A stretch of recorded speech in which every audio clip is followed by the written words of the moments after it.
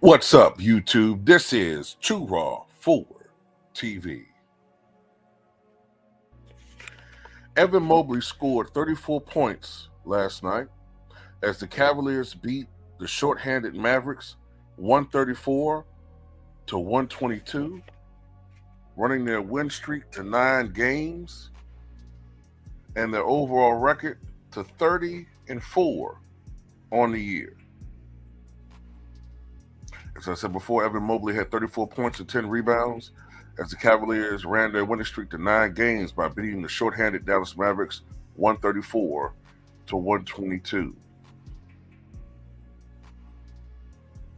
The NBA leading Cavs, now 30-4, swept a 4-game Western Conference road trip and are now 10-0 against the West. All 9 wins in the streak have been by double digits.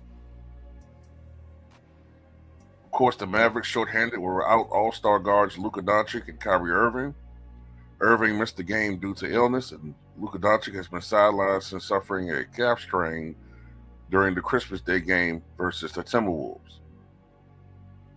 In this game, Karis LeVert had 17 points off the bench. Quentin Grimes had 26 points, 20 of those coming in the third quarter, to lead the Mavericks, who have lost 4 straight to match a season-long losing streak. Jaden Hardy added 17 off the bench, and Klay Thompson scored 16, all in the first half of the contest. And as a matter of fact, I believe the Cavaliers had 6 players in double digits in last night's game. Let's see if I could look at it. Evan Mobley has had 34 points, 10 rebounds, 4 assists, 14 of 21 shooting, 3 of 6 from downtown. Jared Allen, 11 points, 9 rebounds, 5 of 10 from the floor. Darius Garland, 16 points, 4 rebounds, 9 assists, 6 of 12 from the floor. Donovan Mitchell, 15 points, 5 of 11. A rather pedestrian night for him. And Georges Niang, 15 points, 6 of 9 from the field, 3 of 5 from downtown. And the Cavaliers, the best 3-point shooting team in the NBA, hit, 3, 5, 7, 9, 11, 14, 15 3-pointers. This team, like I said, before, man, this is a great offensive team. This is a great defensive team. This is a great rebounding team. They play hard. They hustle. They can score in so many various ways. They can, as I said, shoot from the outside, score in the paint. This is a tough team, man. And one thing I'll give JJ Redick credit for is he said, you damn near got to play a perfect game to beat the Cleveland Cavaliers. You do. It's really true. Now, as has been said before, it don't mean a thing unless you got a ring. That's absolutely true. Look, that's why nobody talks about the 73-9 Warriors as one of the great all-time great teams, because they weren't able to win a championship. The 1973 Boston Celtics won 68-14, but they did not win a championship. Now, a lot of that had to do with injuries, in particular injury to John Havlicek. Now, I can make a strong argument that had he not gotten hurt, they probably would have won the championship, but that shoulda, woulda, coulda, So injuries, it's part of the game. And with championship teams, with great championship teams, they have been lucky to have been blessed with health. But look, I still want to reiterate a point here, man, and that is that this team is 30-4. Okay, they're on pace to win 72 games. So they're on a pace right now to be right there with the 96 Bulls and just a hair under the 2016 Warriors. I remember both of those teams before they won championships. They were getting a lot of media coverage both seasons. I understand Cleveland's a small market. I understand, these clubs, these Cavalier clubs don't have the built-in fan bases that the Bulls did in the 90s or the Warriors in the 2000 teens. I get that those clubs had Michael Jordan, Scottie Pippen, Steph Curry, and Klay Thompson. I get all that. But at the same time, what they're doing is something that you rarely see in the history of the NBA. And as I said before, they're not just winning, they're dominating teams. They're dominating teams in a manner that you rarely see in the history of the NBA. They're winning by an average margin of approximately 12 points per game. Matter of fact, let me see if I can pull that up again.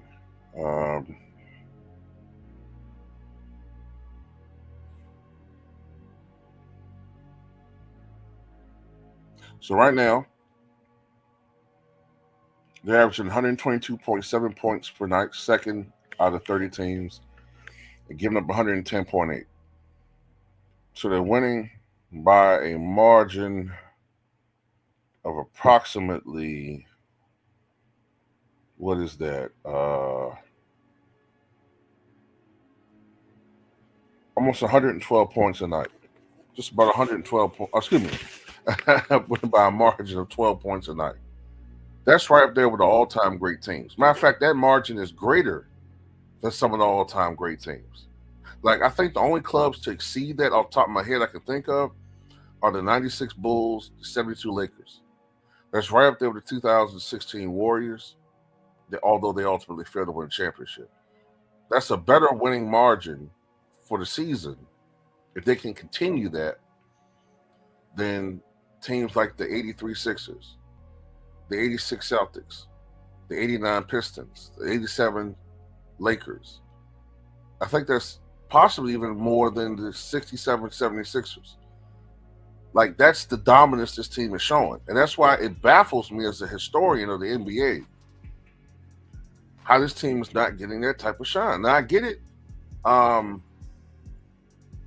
There's no great superstar player. They don't have the largest fan base. Because we all know, if this was the Lakers doing this, man, you wouldn't hear the end of it. Fuck a 10-minute segment. Man, first take would be devoting half-hour, stanzas of their show to the 2025 Lakers if they were doing this. This proves LeBron's a GOAT. Jordan never was on pace to win 80 games or 75 games. Well, you know what they'd be doing, man. So I don't know how many games the Cavaliers are going to win. The way they're playing right now, it looks great. But things can happen. And, they just got to stay focused. Stay focused. Don't go away from or deviate from what's working. And use the haters as motivation. Use the fact that people not giving you any respect as motivation. Use the fact that this era of basketball, for whatever reason, is, prioritizing stats and individual achievement over team greatness. It makes no sense. The Cavaliers right now should be emulated by every other team in the NBA.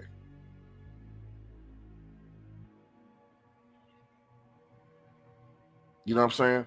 Yeah, they take the three, but they take smart, intelligent three-point shots. So, and shout out once again to Donovan Mitchell.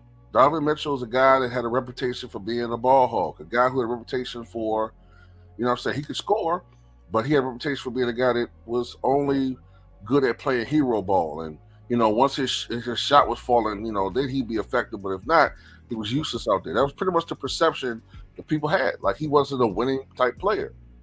And the way that he has taken a back seat and only going out there and playing that type of basketball when needed, like the all-time great players. You know what I'm saying? Yes, you could pick your spots. You could still be great. but you got to elevate your team, and you have to fit within the concept of the team. That's something LeBron James could never quite figure out. He always felt like he always felt like he had to stack the deck to win. A lot of these guys feel like they got to stack the deck. You don't have to stack the deck. The 2004 Pistons were not a stacked team. And Lord have mercy, man. I know Piston fans 20 years ago now wish they could go back in time and draft Carmelo Anthony, because my goodness, that team probably would have won 3 championships if Carmelo was drafted instead of Darko Milicic. But that's another video for another day. But shout out to the Cleveland Cavaliers, man. You know what I'm saying? I'm really proud of this team. I love small market teams. I root for small market teams. I'm not a dick rider. I don't want to sit up here and, you know what I'm saying, cheerlead super duper championship teams. I never super duper. Damn, LeBron James rubbing off on me saying crazy stuff. I never was a guy that rooted for like the Yankees. You know what I'm saying? I always rooted for the small market team. That's why I used to like the Cleveland Indians. I used to follow baseball tighter. I used to root for the Oakland Athletics, you know, back in the day. You know what I'm saying? I like the small market teams, man. So, and plus I know that it will absolutely crush LeBron sycophants out there. It would crush the clutch cult if somehow the Cavaliers win the championship without the savior and do it in a more dominant fashion without stacking the deck. That would crush that fan base. And I'm rooting for it. But anyway, tell me what you guys think.